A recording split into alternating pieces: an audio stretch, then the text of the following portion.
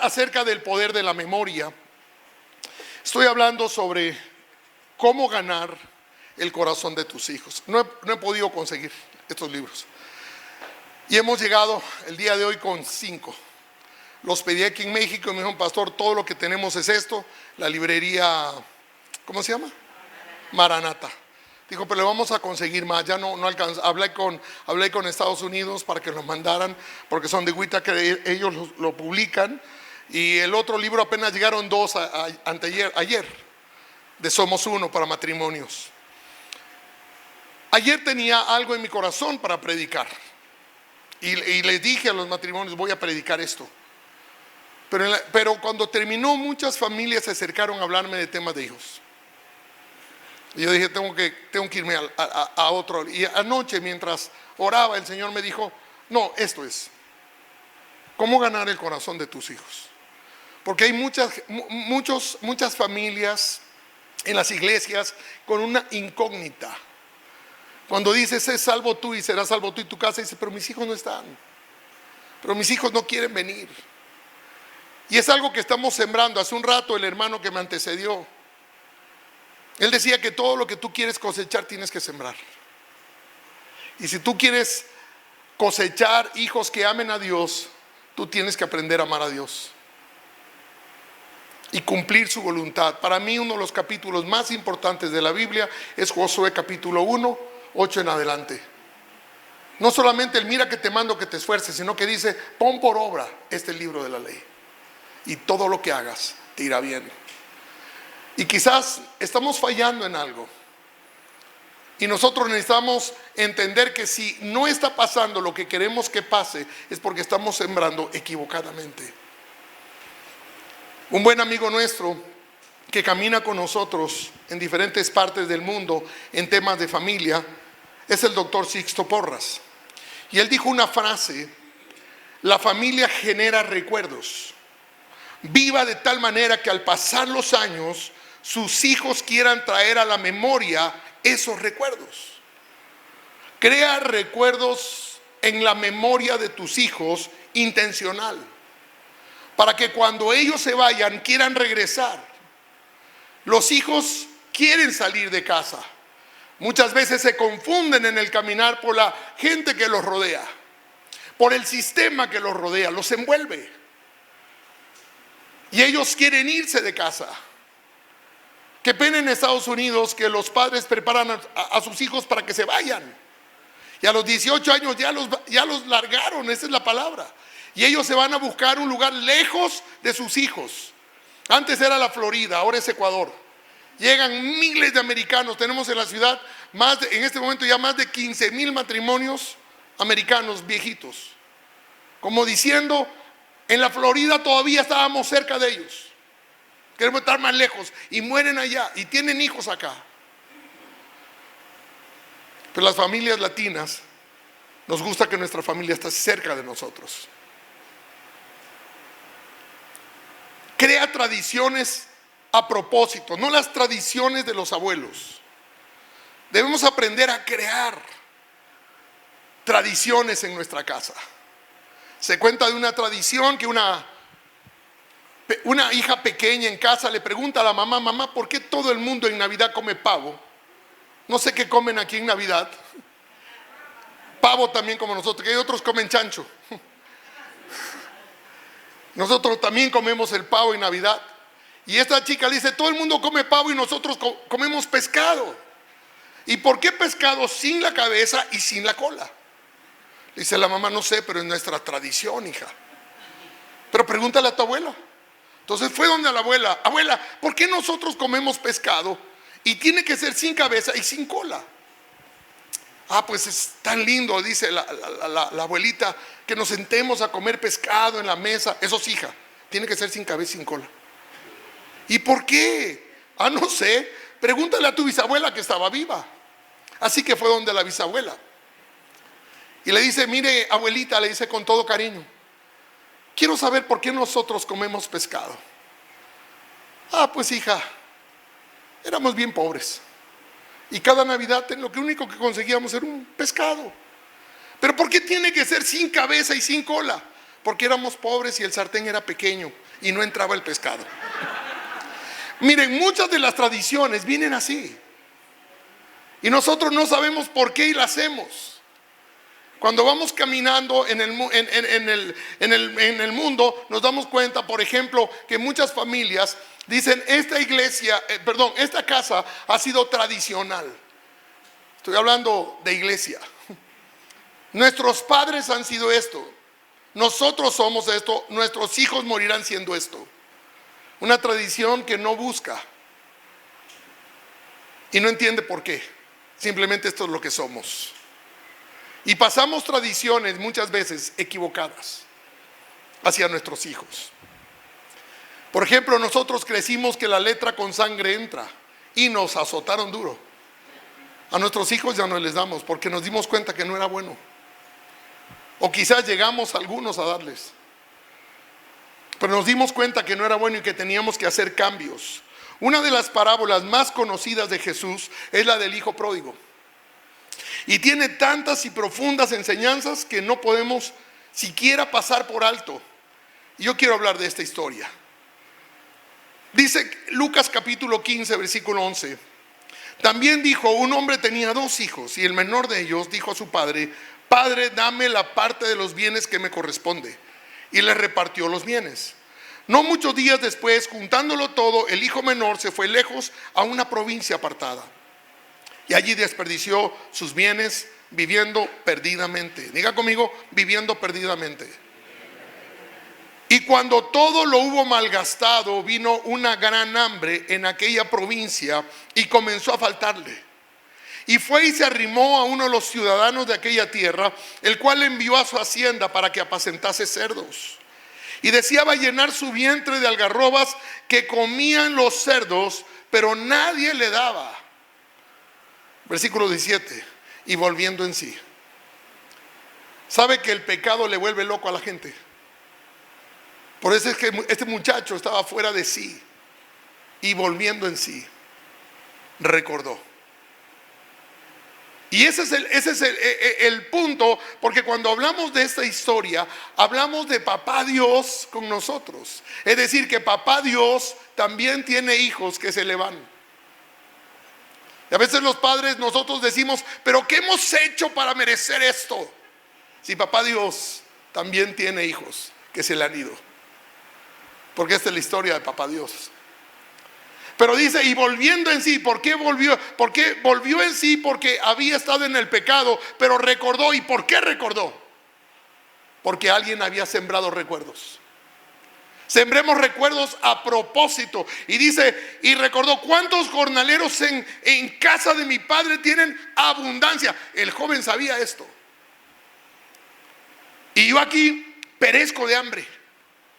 Me levantaré e iré a mi padre y le diré, Padre, he pecado contra el cielo y contra ti. La pregunta es, ¿sabía el hijo dónde le llevaría este viaje? ¿Tenía alguna idea sobre el tiempo que tardaría en regresar y la forma como lo haría? ¿Pensó el precio que pagaría por su decisión? ¿Qué pensó el padre de la decisión de su hijo? Yo lo digo continuamente que toda decisión equivocada te lleva a un momento equivocado en la vida. Decisiones correctas te llevan al momento correcto en tu vida. Creo que el hijo no sabía cuán lejos iba a llegar. Una frase de mi hijo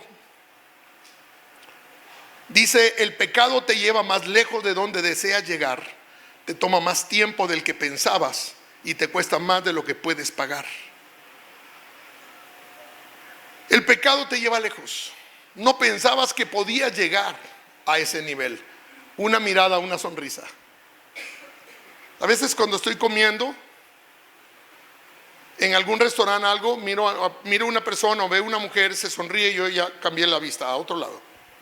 No voy a seguir con el juego. Porque una cosa te lleva a otra. Nadie se despierta en la cama de una mujer y dice, wow, ¿qué pasó? ¿No es cierto?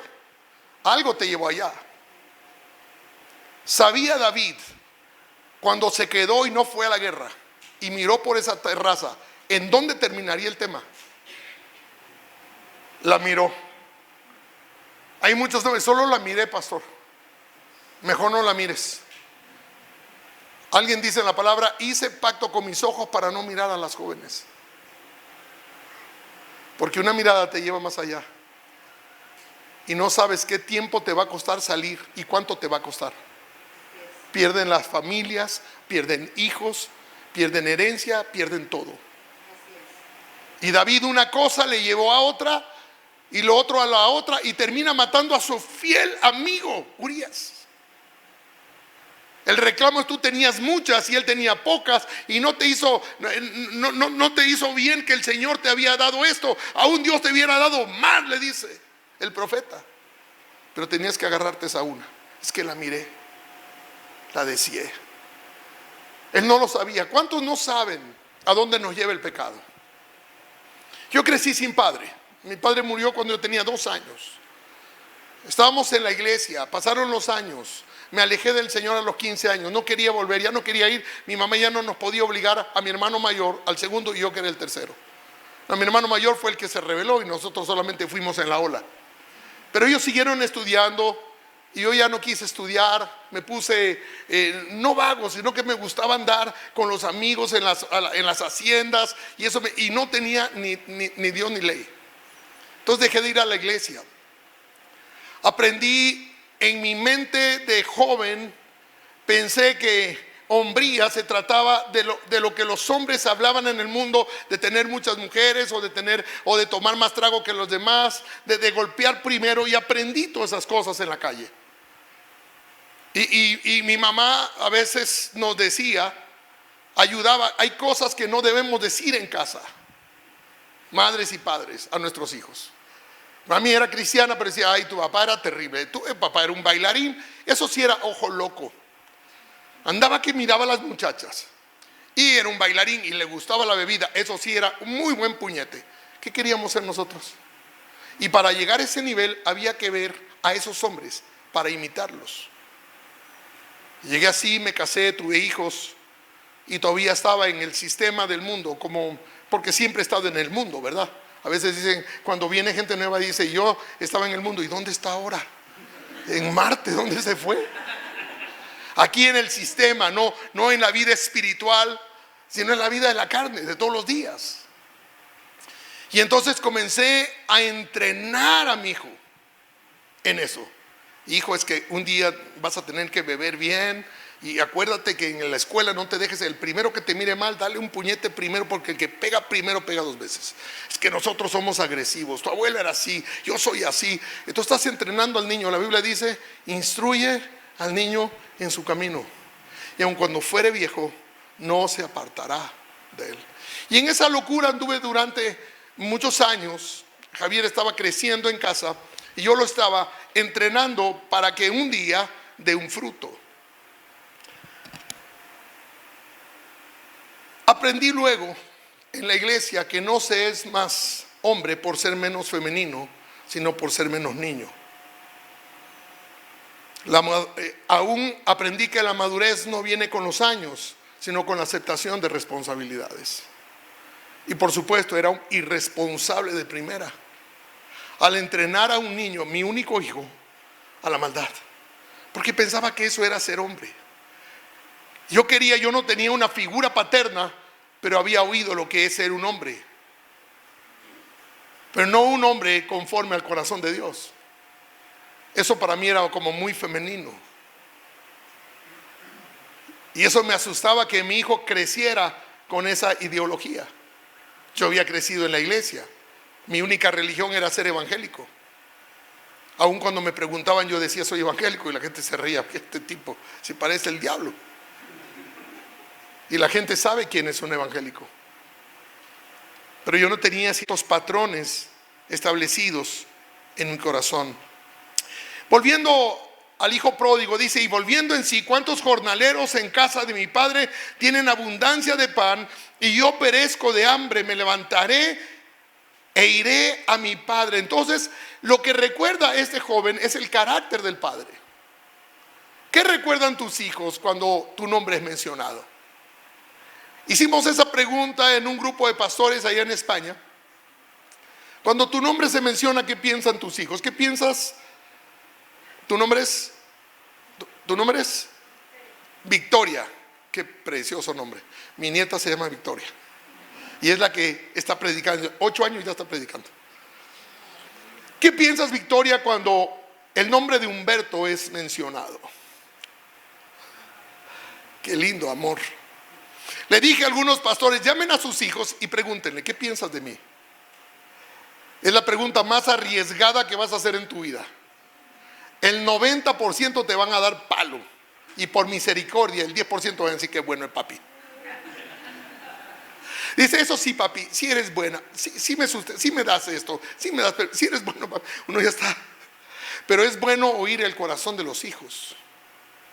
Nosotros crecimos, por ejemplo, en mi casa, no en la casa de Aida, que yo le decía mamá, pero no, y mi mamá hacía así, te rompo todos los dientes, habla, vas a ver. ¿Cómo iba a criar a mis hijos? Por desgracia recibes, por desgracia das. Eso no es por gracia. Y entonces, ¿qué es lo que yo hice? Lo mismo. Hasta que me di cuenta que esa tradición era mala. Pero tardé años en darme cuenta. Pero este joven recuerda el carácter del padre. En primer lugar, recuerda que su padre tiene una casa y que está allí. Eso le da estabilidad. Aida creció en esa casa, nació en esa casa y su padre todavía vive en esa casa. Y ella sabe que cada vez que va a casa de su papá es bien recibida. Y todavía hay cosas de ella en ese lugar, de cuando era niña. Eso le da estabilidad. Damos estabilidad a nuestros hijos en casa. Cuando pegas 4 gritos y le dices a tu mujer, es que ahora me divorcio de vos. Y el hijo va a dormir pensando, ¿será que papá amanece mañana aquí? Les dará estabilidad. El hijo sabía que en la casa de papá había estabilidad. Uno tiene que crear ambientes. En casa nunca es prohibido la palabra divorcio. Asesinato quizás sí, pero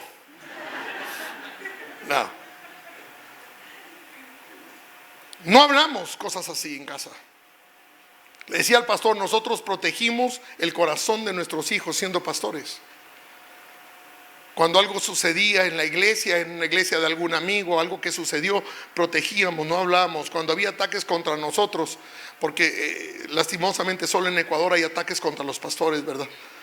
Y nosotros aprendimos a cuidar el corazón de ellos, para que ellos amen la iglesia.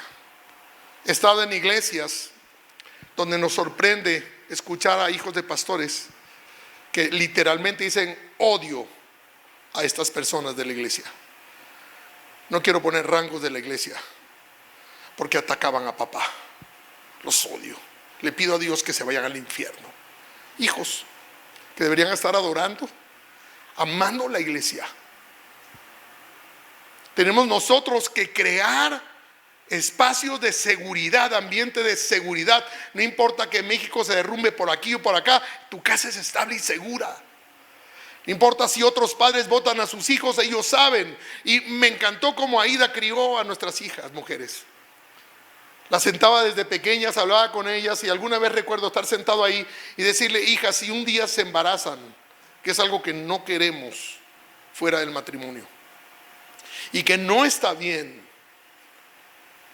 y que ustedes pueden sufrir una consecuencia por esto, quiero que sepas que puedes venir a casa y te vamos a cuidar y te vamos a abrazar y vas a seguir siendo nuestra hija. Pero recuerda, eso no es bueno. ¿Qué está haciendo? Poniendo seguridad. Oímos de muchos chicos jóvenes que se suicidan por cosas pequeñas. En el mundo entero. Es que mi papá me va a matar si pierdo. Hace unos días atrás un niño de 11 años en nuestra ciudad se ahorcó. 11 años. Porque se le perdió la tarjetita del bus. La tarjetita del bus. La mamá salió a correr a comprar antes de que llegue el padre, porque dijo, mi papá, esta es la segunda vez que pierdo, y si mi papá viene me va a golpear. se ahorcó. ¿Qué le ponemos? ¿Cuál es el recuerdo de seguridad y estabilidad que tenemos? ¿Por qué los hijos, cuando llegamos a una edad, queremos irnos de la casa? ¿Hay seguridad en tu casa? Es la pregunta que cada uno de nosotros tiene que hacerse. Otra cosa que recuerda, que en la casa del Padre hay provisión, porque los padres somos los que debemos ser los proveedores. Yo le dije ayer a los matrimonios, no solamente proveedores de dinero, proveedores de seguridad, de estabilidad, de amor, de lo que necesitan cuando se sientan. Mira, papá, no sé cómo hacer esto de matemáticas, y tú ya te olvidaste hace rato de la física, yo que sé de cuánta cosa, que ya nos olvidamos por el día a día. Pues vuelve a aprender para que trabajes los deberes con ellos. No es la mamá la responsable, eres tu papá. ¿Cuál es el apellido de tus hijos? Pero ¿cómo se parecen a mamá? Cuando nosotros somos los que debemos dar en ellos, tenemos que poner esa seguridad y esa identidad que viene del Padre, no solo el apellido, sino el carácter. Y los hombres somos los que damos esa identidad, tanto hijos hombres como mujeres. Y nosotros debemos proveer para ellos. El apóstol Pablo a los Corintios les escribe y le dice en la carta de Corintios capítulo 12, pues no deben atesorar los hijos para los padres, sino los padres para los hijos. Dice, yo con mayor placer gastaré lo mío, y aún yo mismo me gastaré del todo por amor de vuestras almas. Eso es lo que nosotros debemos hacer. Y también recuerda que en la casa del Padre hay aceptación y perdón. Ernest Hemingway, en su cuento corto titulado La capital del mundo, narra la historia de un padre con su hijo adolescente. Tienen una crisis, pelean, el joven se va. El padre desesperado no sabe dónde está. Su hijo se llama Paco, un nombre tan común en España, ¿no? Y no lo podía encontrar. Su hijo no se reporta. Así que decide poner en el diario de Madrid, hijo, Paco, perdóname. Te perdono y te amo. Vuelve a casa. Mañana te espero a las 10 de la mañana frente al diario de Madrid. Cuenta Hemingway que al día siguiente, cuando el padre llegó, encontró 800 Pacos esperando a su padre. Saben,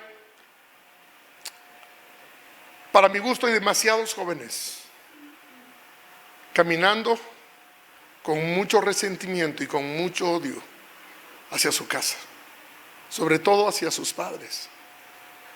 Papás, es tiempo que nosotros tomemos la rienda de nuestros hogares y sembremos recuerdos de buen carácter en el corazón de ellos. Es decir, una siembra intencional. No digas ni hagas las cosas por decir, sino hazlas intencional. ¿Qué voy a sembrar hoy?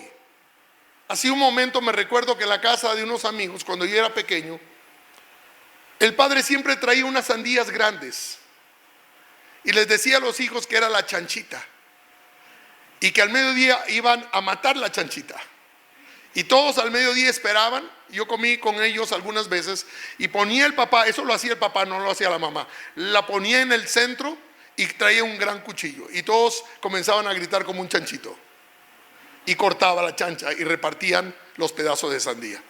Era una tradición de ellos y yo todavía recuerdo porque era muchacho cuando iba a la casa de ellos. Son simples tradiciones, pueden ser tonterías, pero que se quedan grabados en el corazón de ellos. Si se graba en el corazón de ellos, hazlo intencional. Piensa qué puedo hacer en casa para que ellos puedan recibir mi carácter en su corazón. A la final la Biblia dice que los hijos son flechas en manos del valiente. Y el valiente toma tiempo para eso.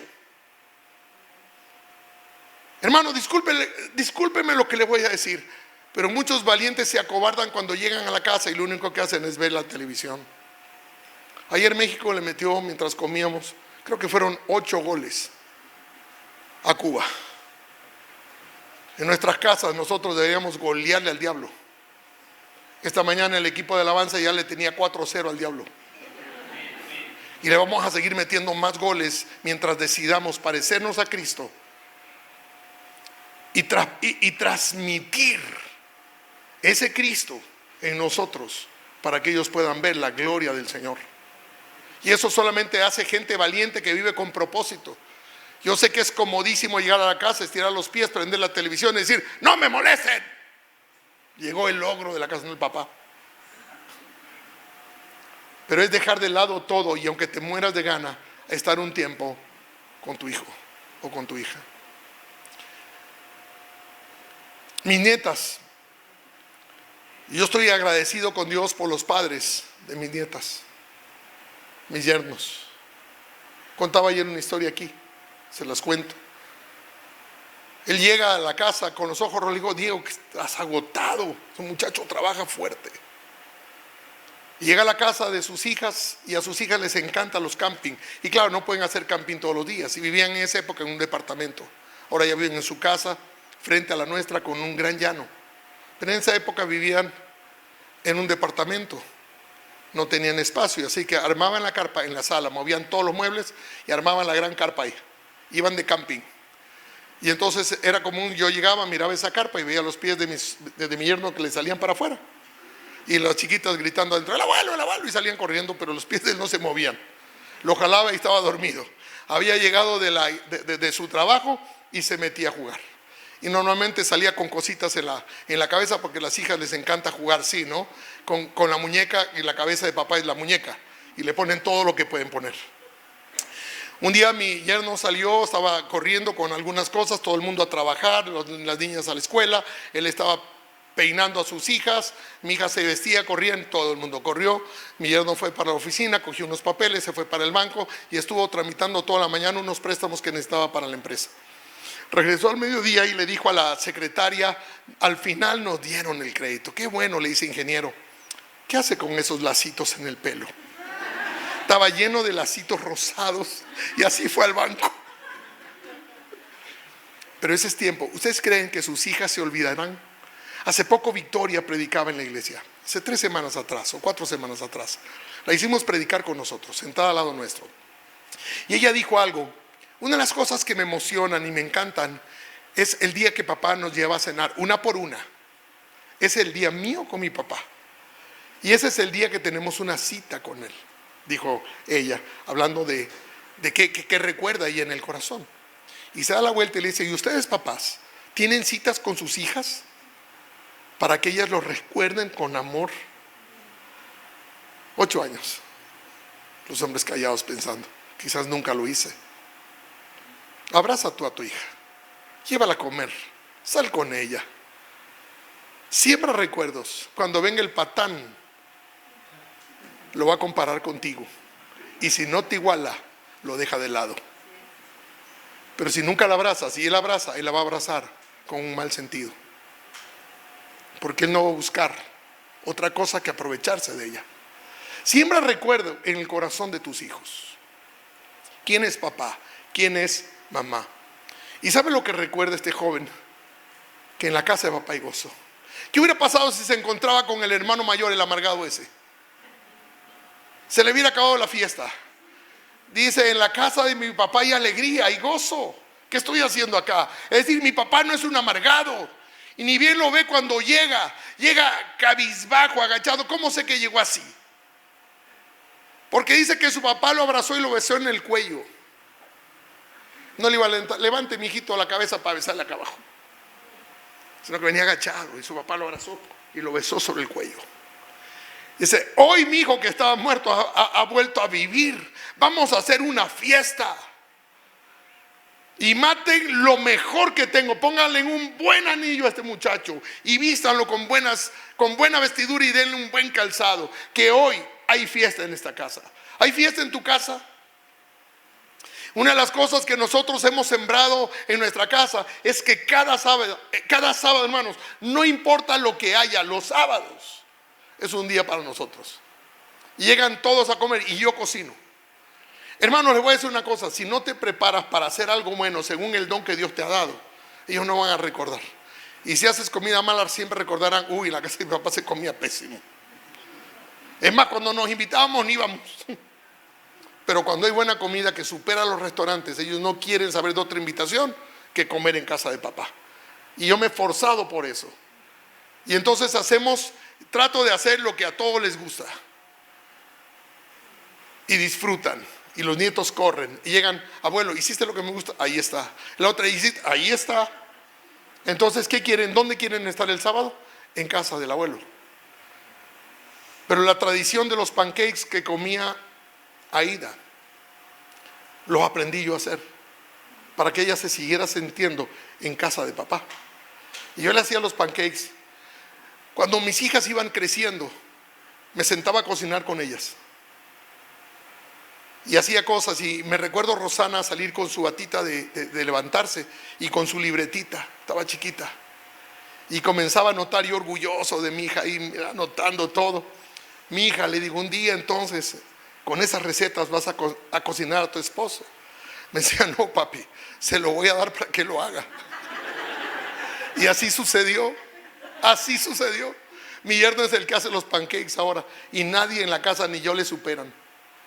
Y les hace pancakes de Mickey Mouse. Les hace pancakes con una habilidad según lo que ellas quieran. ¿Qué está sembrando? Recuerdos. Yo sembré mal. Y el que siembra mal no puede cosechar bien. Y en los años que yo enseñé y entrené a mi hijo, yo estaba desquiciado. Un día vine al Señor y le pedí perdón al Señor. Y el Señor me perdonó. Ese día yo estuve tocando la guitarra en la iglesia. Al poco tiempo ya era uno de los diáconos de la iglesia. En menos de 3 años ya éramos copastores de la iglesia. Y al cabo de no menos de 9 años o 10 años ya era el pastor principal de la iglesia. Estoy pastoreando 20 años. Habían pasado 10 más los 6, 7 años que Javier estuvo antes de que yo conozca a Cristo. Él ya tenía 16, 17 años. Él se graduó en Estados Unidos y él vino nuevamente a Ecuador. Decidimos vender mi carro para comprarle un carro para él para que fuera a la universidad y con Aida compartir el carro de ella. Entonces, yo notaba que Javier tenía una actitud rara en la iglesia. Él llegaba todos los domingos a la iglesia, él estaba en primera fila. Pero sus ojos estaban rojos. Y no precisamente de estudio. Yo había sido alcohólico. Cuando yo llegué al Señor, yo era alcohólico. Dios me quitó el alcohol, pero de un día y así. Todo me lo quitó en un solo día. Pero yo sabía que su carro olía a cigarrillo y alcohol. Le digo, Javier, ¿tú estás fumando? No, papi, yo no fumo. La verdad que él no fumó. Pero sabía que estaba tomando. O sea, en mi interior yo sabía. Para ese tiempo yo estaba en el canal nacional a nivel de todo Ecuador. Mis prédicas salían a nivel de país. En uno de los mejores canales que tenemos en Ecuador, Ecuavisa. Y ese canal tenía también un canal internacional que estaba sobre DirecTV, sobre Estados Unidos y sobre Europa. Es decir, mi programa salía a nivel mundial. Y en Cuenca todo el mundo me reconocía por la televisión. Estaba en 2 canales. Entonces, yo comencé a preocuparme por eso. ¿Cómo es que Javier anda en esto? Yo soy el pastor de la iglesia, un pastor conocido. Y me preocupaba mucho el tema, pero él no me decía, y cada vez que yo me le acercaba, él hablaba para adentro, ¿no? Hola, papi. No quería que yo lo huela. Yo me alejaba y decía, Señor, no sé qué voy a hacer. Estaba en esa lucha, en esa batalla. Sabía que algo no estaba bien. Un día llegó una invitación para ir a la Argentina. Fuimos con mi esposa a la Argentina. Todavía los celulares no existían. Estaban cerca de salir. Y fuimos a un hotel. Luego por un problema en el hotel, que no había sido el hotel que nosotros queríamos, nos cambiaron a otro hotel y ya nadie sabía dónde estábamos. Eso fue un día, me parece que fue jueves que recibimos una llamada. Y la sorpresa fue cómo nos encontraron, porque no había celulares. ¿Cómo nos encontraron? Habían movido cielo y tierra para encontrarnos. Y nuestra hija, la última, la tercera, nos llama y dice, papá, Javier tuvo un accidente. Voy a ir un poquito más atrás. Cuando nosotros le compramos este carro a Javier, le dijimos que tenía que cuidarlo porque habíamos invertido todo el dinero que yo tenía en ese carro para que él tenga un carro.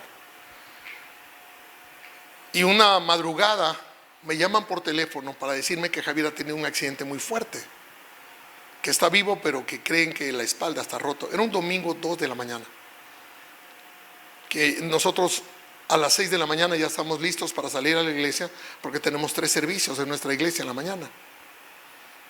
Y yo salí corriendo. Imagínense que alguien le llama y dice: su hijo tuvo como 5 vueltas. Ahí están los bomberos, no lo han podido sacar del carro. Ya te imaginas el tamaño de accidente que tuvo.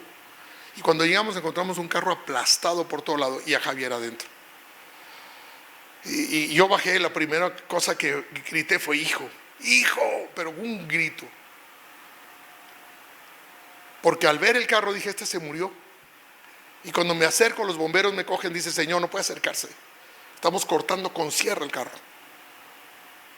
Está vivo, pero creemos que la espalda está rota y no hay cómo tocarlo.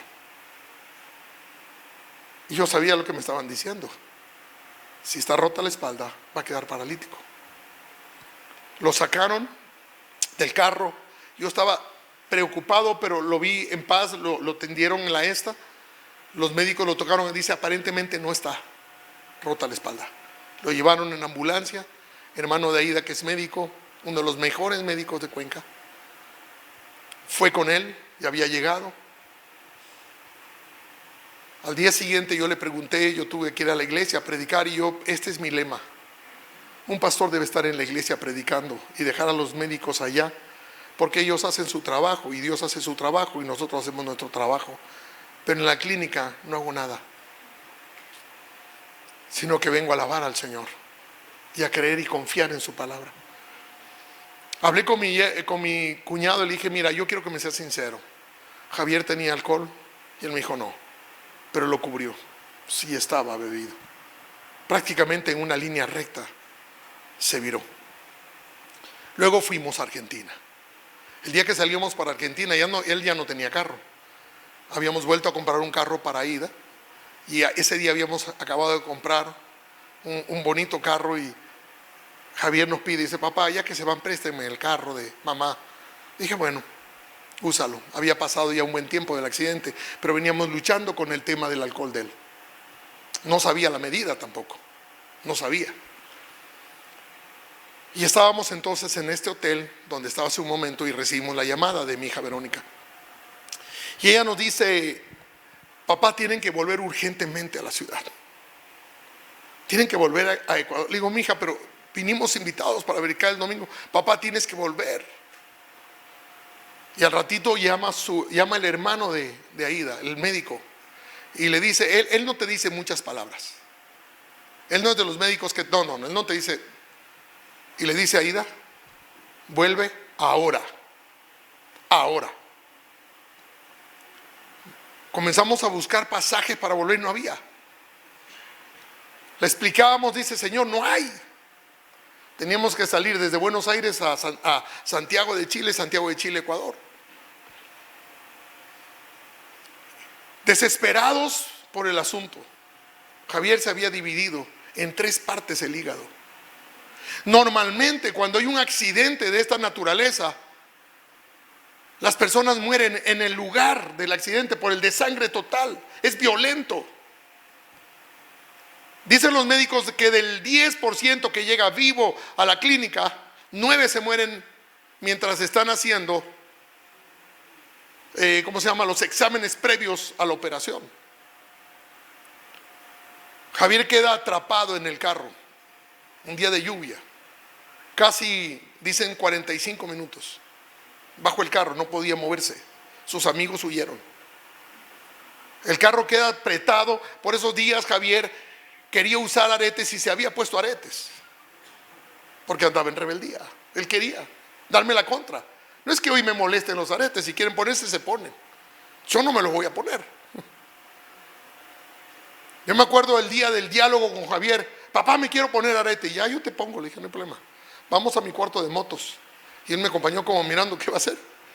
Y agarré un clavo de este porte y no busqué un martillo sino un combo. ¿Sabes lo que es el combo, no? Le dije, pon aquí tu orejita en el yunque, yo te lo hago. Dijo, mejor no me lo pongo. Pasaron unos años y ya estaba grande y se los puso. Y ahí tirado en el piso con el carro encima, la gente alrededor de él, alguien lo mira y dice, ¿tú no eres el hijo del pastor? Y él le dice, sí, y Dios me ama. Y Dios me ama.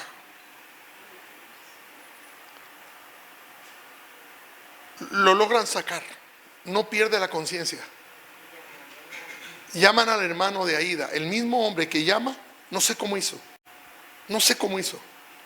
Nunca supe. Lo que sé es que llamaron a mi cuñado Pedro. Y Pedro sale disparado para la clínica. Y él no pierde la conciencia porque lo iban a llevar a un hospital público. ¿Y sabe lo que pasa en los hospitales públicos? La gente se muere. Porque no los atienden. Puede ser que los atiendan luego. Luego. Él no tenía luego. Mi cuñado, sin verlo, llama a especialistas para operar. Y que tengan el lugar listo. Mi hijo consciente dice, no, lléveme a una clínica privada, y del nombre de la clínica privada. Y le llevan directo. Y cuando llega, ni siquiera le hacen examen, sino que lo abren de una vez. Y encuentran el hígado dividido en 3. Lo de él es un milagro. Nosotros llegamos a la ciudad domingo, 2 de la mañana. Es como, lo digo porque hay algo ahí. Estaba inconsciente, ya lo habían operado 2 días atrás, oré por él. Me fui para la iglesia y estaba muy, muy consternado. Porque yo pensaba, Dios, yo te sirvo. ¿Y qué estás haciendo? Porque a veces ese es nuestro reclamo. Yo te sirvo, ¿y tú qué estás haciendo? Oí hace unos días un pastor desesperado, un buen pastor. Yo amo a ese pastor. Están en una iglesia gigante y él está atorado con el tema del dinero. Dice, tú me metiste en esto, Dios, me dice. Y se pone a llorar. Y él me hablaba de todo lo malo que su padre había sido con él. Cómo él había tratado de honrar a su padre por todo medio. Y dice, cada vez que podía, me encontraba con mi padre, me insultaba. Y yo honrándolo. Cada mes yo le daba un mensual para que iba bien. Lo iba a comer y se sentaba a insultarme. Tú eres un incapaz. Y dice, pero ese día cuando sentí que todo se me había acabado, que no podía, levanté los ojos al cielo y le grité, Dios, tú eres más malo que mi padre. Mientras lloraba. Y dice que Dios le dijo, un día también escuché una voz que me decía de esa manera, a diferencia tuya, Él no se bajó de la cruz. Y dice, porque Él dijo, me has abandonado. Y él dice, me sequé las lágrimas, le pedí perdón. Hoy ese pastor está saliendo adelante. Pero son esos momentos de quiebre. ¿Qué crees, que Dios no te entiende? ¿Crees que Dios que te hizo no conoce tu corazón? Dice la palabra que Él nos lleva y nos prueba hasta esos niveles que podemos soportar. Javier salió de la clínica. Unos días después hablamos, estaba en la cama, me dijo, papá, perdóname. Yo he hecho cosas tan malas. En esos días mis sobrinos llegaron, me dijeron, tío, queremos decirle, nunca le quisimos decir, pero es común ver a Javier en las discotecas, dormido bajo las mesas, totalmente borracho, agresivo. No queríamos decirle, tío, porque usted es el pastor. Yo comencé a sentir vergüenza profunda y dije, Señor, yo no puedo seguir pastoreando. Y en esa mañana, mientras predicaba, recordé, instruye al niño en su camino. Dije, yo soy culpable. Él me estaba pidiendo perdón a mí porque era el pastor, cuando yo tenía que pedirle perdón a él por lo que le había enseñado. Cuando el Señor me perdonó, y eso es lo que pasa con nosotros, hermanos, que cuando venimos a la iglesia y le pedimos perdón a Dios, Nos sentimos perdonados, decimos gracias Dios, todo mi pasado fue sepultado en lo profundo del mar y hasta te olvidaste de él. Y dice, mi mujer debe estar feliz y mis hijos más todavía que su papá cambió. No es así. Porque hicimos tantas cosas contra ellos que necesitamos ir donde ellos, decirles, perdóname por esa vida pasada, por lo que te hice sufrir, por lo que te enseñé. Y el Señor me decía desde el cielo, amén, así es. Anda tú y pídele perdón. Salí ese domingo. Íbamos a comer en casa, mis hijos estaban solteros, les grité para que bajaran a comer y Javier bajó al final y dijo, Javier ven, ya estamos, vamos a comer. Y Javier entró a la cocina, me fui frente a él, tan cerca como podía. Y le dije, Javier, perdóname. Me quebré. Dije, perdóname, porque te enseñé cosas que no son ciertas. Eso no es ser hombre. Estaba perdido, pero yo volví en sí y me di cuenta. Y perdóname, porque cuando le pedí perdón a Dios, no te pedí perdón a ti. Y él se le llenaron los ojos de lágrimas y me dijo, papá, pero siempre te perdoné. Estaban mis hijas al lado, por supuesto, llora todo el mundo, porque es un momento tan emotivo. Y le digo, no, Javier, tienes que decirme, papá, te perdono. Padres, tenemos que llegar a esos momentos con nuestros hijos a los que les hemos ofendido, a los que les hemos golpeado. ¿Cuántas palabras necias han salido de nuestra boca? Qué mala suerte que tuve para que me den un hijo como vos. Palabras así quiebran a cualquiera, nos marcan y luego las volvemos a repetir. Y luego ves que tus hijos les están diciendo a tus nietos. Uno sabe cuán buen padre has sido cuando ves a tus hijos criar a tus nietos. Y Javier me dijo eso y nos ahora, primera vez que yo sentía la cara de mi hijo en mi cara, su barba pegada a mi cara. Una experiencia única. Tú sientes ahí una restauración. Los dos llorando. Luego eso comimos, siguió la vida, siguió estudiando. Él estudiaba derecho, leyes, iba a la universidad, seguía. Se compra su carro. Me acordé por el carro de Luis, creo que fue que me llevó, un Jetta, un Volkswagen nuevo. Ya estaba trabajando y se lo compró. Y siempre lo veía compitiendo conmigo. Salía de la iglesia y yo siempre he corrido en carreras de carros y me encanta correr, tengo motos y ando rápido. Y ahora él quería competir conmigo. Va a decir, papá, yo soy mejor que tú. Porque los hijos quieren competir con el padre.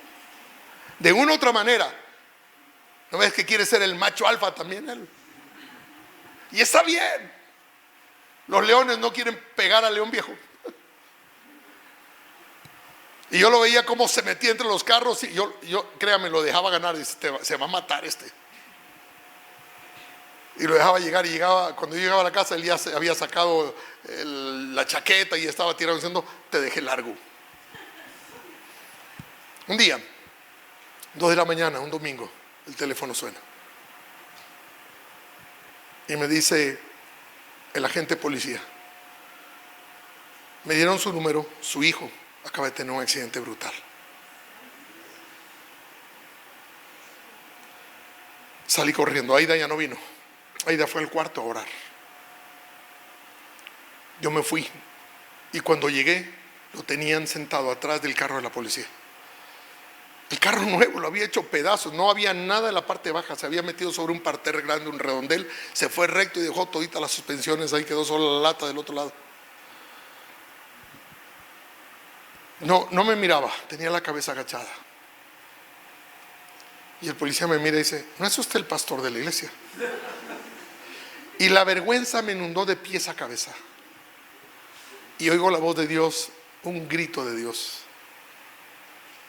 No se trata de ti, Jimmy, se trata de tu hijo. Deja la vergüenza de lado porque no es contigo. Y el policía me dice, mire, yo lo respeto mucho y veo su programa de televisión. Voy a dejar a que lleve a su hijo a casa. Sé que está en buenas manos. Bajas al hijo, se sube en el carro. No hay palabras. Seguí la instrucción de Dios. No hay palabras. Llegamos a casa, Aida baja del cuarto y me dice, Dios me lo ha pedido, y se lo entregué. Dios me dijo, voy a llevarme a Javier. Y para una madre decirle, Dios, está bien, pero que él tenga un encuentro contigo, es durísimo. Yo no sabía cómo reaccionar hasta que el Señor me habla y me dice, el perdón, Jimmy, es la puerta para la restitución. Anótelo. El perdón es la puerta para la restitución. Porque cuando tú pides perdón por el tiempo que le robaste, ¿quién les devuelve ese tiempo? ¿A tus hijos o a tu esposa? Y tú tienes que volver a ganarte el corazón, el tiempo. Claro, Javier, cuando le decía, vámonos a algún lado, no, papá, yo no quiero ir, no quiero ir. Si toda la vida cuando fue pequeño le decía, no, tú te quedas con mamá, yo no me voy, yo me voy con mis amigos. Aún cuando andaba en moto, lo subí en motos de otros irresponsables para yo no llevarlo. Mi único hijo, hombre, y lo dejaba de lado. Cuando era adolescente, no, papá, yo no, yo tengo que hacer con mis amigos. ¿Qué hace con usted? Me había robado todo el tiempo de niño. Y ahora que era grande quería usar su tiempo. Y te dicen, no way. No hay cómo. No hay cómo. Qué duro para un padre, ¿verdad? Y entonces escuché la palabra restitución. Entonces dije, ¿cómo restauro ese tiempo si él no quiere andar conmigo? Entonces comencé a fijarme en lo que Javier hacía. Y vi que un día llega con todo el grupo de amigos, unos 8 muchachos, y suben para el cuarto él en el segundo piso de casa, y se encierran. Oigo, ¡prá!, la puerta arriba. Así que subí atrás de ellos y golpeé la puerta. Y se abre la puerta, no más de esto. Y oigo la voz de mi hijo atrás, que ya estaba acostado en la cama. ¿Qué quieres? Y el muchacho me mira y dice, ¿qué quiere? En tu casa. Un extraño que ni conozco. Digo, quiero entrar. ¿Para qué? Me dice. ¿Qué van a hacer? Le digo, vamos a ver una película. Yo también quiero ver. No te va a gustar. Ese diálogo, él allá, yo acá, y el muchacho, creo que es la policía secreta de ellos, ahí parado en la puerta. Por fin, como todos están estudiando leyes, alguien aboga por mí. Dice, déjalo entrar. ¿Qué mal nos puede hacer? No sabían lo que se iban a meter. Cuando abren la puerta, yo me metí entre toda esa muchachada, me meto en el medio, en la cama, saqué a unos 2, cayeron por allá y se fueron a sentar por cualquier lado y prendieron la televisión. Yo dije, yo voy a ver. Y me dice mi hijo, conste que te dije que es una película nuestra. No, está bien. Le dije, dale, suéltala. Un sangrerío, más saltaba sangre por todo el cuarto. Esos chinos hacen películas más sanguinarias. La sangre le salía por los cuellos y por todos lados. Mirando ahí, ¿no? Terminó la película, me siento, me rasco la cabeza y lo único, hermanos, que se me ocurrió decir, qué buena, ¿no?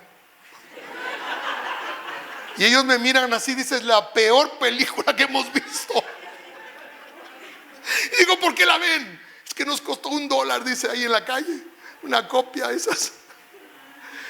Inmediatamente se levantan y salen. En la parte de fuera de nuestra casa, en el patio, tenía yo un cuarto.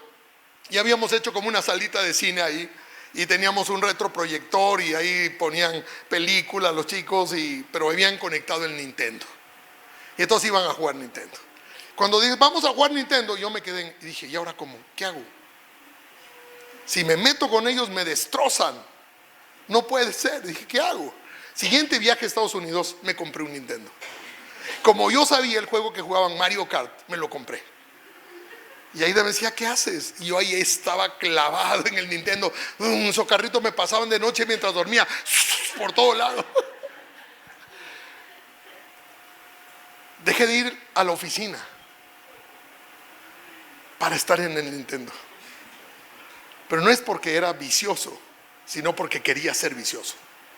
Porque la única manera era que yo pudiera ser competitivo con ellos. ¿Qué es lo que hacía mi hijo en el carro? Competir con su padre. Yo no podía competir ahí. Así que me pasé y me pasé en el Nintendo. Yo no sé qué tiempo fue, le mentiría si le digo un tiempo, pero estuve ahí, día y noche jugando Nintendo. Hasta que dije, yo creo que ya soy bueno. Y el siguiente viaje a Estados Unidos, encuentro que hay joystick inalámbricos y compro 2. Entonces el día que Javier veo que baja con todos los amigos para ir a jugar, aparezco yo en escena con mis 2 controles. Y Javier, que bajaba las escaleras, mira y dice, ¿y eso? Le digo, es lo último que ha salido, hijo. Entonces, ¿cómo así? Me dice, este es para ti, le digo. Y el muchacho que venía atrás dice, y el otro es para mí, le digo. Y me dice, tú jugarás. Le digo, sí, yo juego, háganme jugar. Dice, bueno, vamos. Y nos vimos, claro, mi entrada y mi boleto de entrada fue los joystick. ¿No es cierto? Es como el niño que es mal jugador pero lleva la pelota. Todo el mundo lo deja jugar porque si no se va con la pelota. Yo me voy con mi joystick. Entonces entramos y yo digo, pero un momento, somos aquí 8. Estamos 8 y 4 pueden jugar. Así que 2, el primero y el segundo se mantienen. El tercero y el cuarto se van cambiando. ¿Usted cree que me podían sacar? Sí, estaba ahí, pero parecían los muchachos, ¿no? Y le oías que el uno gritaba una mala palabrota. ¿Y sabes qué dice la Biblia? Que llegaremos a las puertas del infierno para rescatar a los que amamos. Y no todos, ay, no digan eso, chicos, qué groseros. Me hubieran botado desde el primer día. Yo estaba con ellos, en lo que ellos estaban, ahí estaba yo. Y yo oía que uno le decía, es pastor. Yo les veía, ¿no? No me importaba lo que ellos opinen. Yo estaba pensando, en poco tiempo ustedes desaparecen de aquí. No les voy a tirar con el cascarón ese del Mario, sino con un bibliazo los saco de aquí a todos.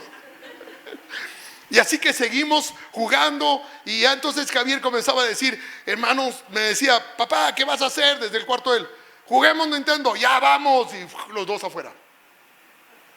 Y entonces comenzamos a compartir. Pero todavía venían algunos amigos. Yo digo, ¿cómo los saco estos? Reemplazarlos. Así que metí a mis hijas al juego. Y mis 2 hijas que sí, cuando comenzaron a jugar estaban viciosas toditas. Todo el mundo quería jugar Nintendo en casa. Todo el mundo, mi yerno ya se había casado y entonces mi yerno también jugaba. Entonces la misma regla.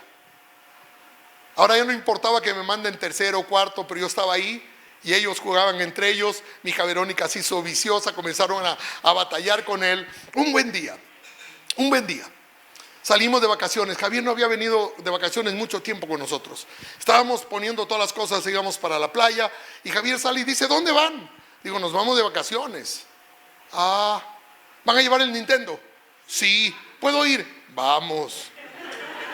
Después de esas vacaciones, Javier cambió totalmente. Los amigos desaparecieron. No vinieron más. Nosotros jugamos el equipo, nosotros, la casa. Comenzamos a hacer cosas entre nosotros. Comencé a cambiar el estilo del sábado, me iba en moto. Por el sábado cocino para ellos. Reemplazamos algunas cosas. Y entonces Javier me dice un día en casa, papá, ¿puedo trabajar contigo en la iglesia? Me gusta el tema de los libros. Y yo habíamos abierto una pequeña empresa como una imprenta. Y le decía, ¿por qué no te metes en la imprenta? Me dice, no, yo quiero abrir una cuestión de libros, lo que ustedes hicieron aquí con café, una cosita un poco más grande como un Starbucks. Tengo el sueño de los libros, tengo esa pasión por los libros. Le dije, bueno, métete, y comenzamos a invertir ahí con él. Y él hizo una cosa preciosa. Pero el tema de nuestros gobiernos tan malos, cómo manejan las cosas, impuestos antes anticipados, lo estaban quebrando. Y me dijo, papá, no, aquí no hay. Había cambiado toda la historia de los libros del doctor Ed Lewis Cole. Lo hizo tan buen trabajo que la familia de Ed Lewis Cole le dijo, ¿por qué no te vienes a Miami y trabajas desde aquí? Entonces dijimos, bueno, viajamos con Aida, lo dejamos a Javier, nos habíamos olvidado del alcohol. Y lo dejamos en Miami con el corazón roto. Dejar a tu hijo ahí viviendo. Me acuerdo del último día, dejarle con el tanque lleno de gasolina. Me decían, Javier, ya no cuentas con papá. Ahora es tú. Y comenzó a esforzarse y a trabajar en los libros. Y Javier, cuando llegó a Estados Unidos, escribió esta carta y me la mandó. Hola, Pa. Espero que estés bien y que todo en la iglesia haya estado muy bien hoy. Solo quería escribirte para decirte que hoy, mientras leía un libro de familia, empecé a pensar sobre la clase de hombre y de padre que quiero ser, y los atributos tales como alegre, generoso, esforzado, dispuesto a luchar las batallas de la vida por mi familia, mantenerme firme en las cosas de Dios, tratar a toda costa de solucionar los problemas que mis hijos tendrán, y más que nada reflejar con mi vida la luz del Evangelio. Me hace pensar que todos esos atributos lo tienes tú, así que quiero ser como tú. Quizás no me enseñas con palabras sofisticadas ni profundos conceptos, pero sí con simples ejemplos que me demuestran cómo se hacen las cosas. Desde que recuerdo, siempre Dios, tu familia, la iglesia han sido tu prioridad, y mi más grande privilegio es ver tu ejemplo. Nunca te rindes a pesar de que las circunstancias están en contra. Aún así, tu alegría por cada cosa, aún los detalles más pequeños, tu felicidad al preparar las cosas para que tu familia y demás disfruten. La pasión por la cual lo haces no es más que reflejando el amor de Cristo en tu vida. Estoy más que seguro que Cristo, cuando servía a los demás, lo hacía con la misma sonrisa que tú lo haces. Es más, cuando lo haces puedo ver a Cristo sonriendo. Gracias, porque has sido y serás mi ejemplo a seguir. Y descansa seguro que dichos principios los pasaré a mis hijos, y velaré que ellos los pasen a los suyos, y que las generaciones de cornejos que de mi descendencia vendrán sabrán que tú sembraste con tu vida para que ellos cumplan el propósito de Dios en esta tierra, y que la herencia que tendrán será tal que ni siquiera contando las estrellas se podrá definir, y no porque yo lo hice, sino porque tú sembraste con tu vida, para que ellos sigan tu ejemplo. Prometo que ninguno de ellos se perderá y que todos predicarán la palabra de Dios. En verdad puedo ver que Dios te llama a ti, amigo. Qué gran privilegio que es ser tu hijo. Te amo, Dr. Javier Cornejo. Esto fue para quebrarle. La empresa no creció mucho. Una empresa gigante lo compró con todo y él, que es Whitaker House, y él es hoy su director. Este es su libro, La historia dentro de ti. Hace 2 semanas estaba poniéndolo aquí en México, en la iglesia de Erwin McManus, íntimo amigo de Javier, firmando al lado de él. Pero miren escriben un montón de hombres muy conocidos hablando de este libro, que acaba de tener 2 premios. Salió hace 3 meses creo, lleva más de 6,000, en abril salió, más de 6,000 copias vendidas. Lo que nosotros vendemos con mi esposa en 2 años. Y dice, Lucas se llama su hijo, mira hacia arriba, apunta alto, sueña en grande. Quizás has escuchado que el cielo es el límite. Esa verdad no se aplica a la grandeza que hay en ti.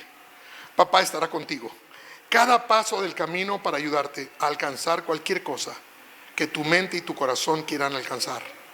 Tu vida inspira mi vida, tus ojos cautivan mi alma. Estas páginas fueron escritas para ayudar a muchos, pero sobre todo fueron escritas para ti. Espero a través de ellas iluminar tu camino como tú has iluminado el mío. En este libro está escrito todo lo que hasta hoy he aprendido y me ha servido. Espero que las palabras que aquí escribo hagan eco en tu historia. Estoy seguro de que tu historia será más grande, más increíble que cualquier cosa que yo haya podido alcanzar.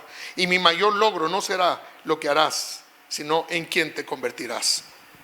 Tu padre, te amo, hijo. Cuando leí este libro, me llenó de emoción. Hace 2 semanas en México, la semana que terminó, en el lugar de tu presencia, una de las iglesias más crecientes, Pastor Cash lo ha invitado, las iglesias más grandes lo han invitado, y él anda con gente grande, pero sigue siendo un chico sencillo.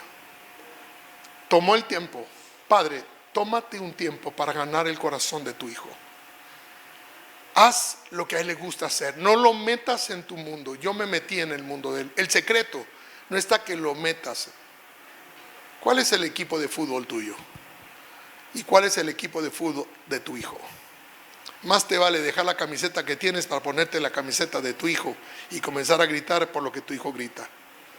Métete y gana el corazón de él. Al final es mucho más importante tu descendencia que tu equipo de fútbol. Y no importa lo que sea que él haga. Si él anda en moto, pues súbete una moto. Haz algo para ganar el corazón de tu hijo. Dios está de tu lado. Póngase de pie, oramos. Dale ese aplauso al Señor, al Rey de Reyes.